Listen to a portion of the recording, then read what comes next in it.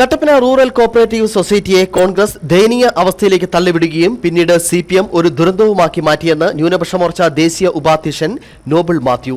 നിക്ഷേപത്തുക തിരികെ ലഭിക്കാത്തതിനെ തുടർന്ന് ആത്മഹത്യ ചെയ്ത സാബുവിന്റെ വീട് സന്ദർശിച്ച ശേഷം മാധ്യമങ്ങളോട് സംസാരിക്കുകയായിരുന്നു അദ്ദേഹം.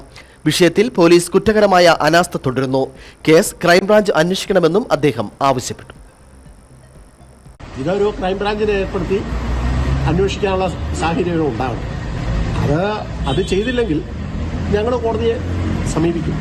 ഭാരതീയ ജനതാ പാർട്ടി കോടതിയെ സമീപിക്കും. ഇത് പല രീതിയിൽ ഇവർക്കുണ്ടായ ബുദ്ധിമുട്ടുകൾ ജനം അറിയണമെന്ന്, സത്യം അറിയണം. അതിനുവേണ്ടിയുള്ള എല്ലാ കാര്യങ്ങളും ഭാരതീയ ജനതാ പാർട്ടി ഇവിടെ ചെയ്യും. കോൺഗ്രസ്സുകാരൊക്കെ മുതലക്കണ്ണീർ മുടക്കും. അവരാണിത് ഇതിൻ്റെ തുടക്കം കുറിച്ചത്, ഈ നാശത്തിൻ്റെ തുടക്കം കുറിച്ചത്. ഇവർ സർവനാശത്തിലേക്ക് എത്തിച്ചു. അപ്പം അതുകൊണ്ട് ഇതിൻ്റെ സത്യാവസ്ഥ അറിയണം. അതിലുപരി ഈ കുടുംബത്തിന് നഷ്ടപ്പെട്ടത് നമ്മൾ ആരും വിചാരിച്ചാലും തിരിച്ചു കൊടുക്കാനൊക്കെ ആ നഷ്ടപ്പെട്ടതിൻ്റെ സത്യാവസ്ഥ ഒന്ന് പുറത്തു കൊണ്ടുവരണം.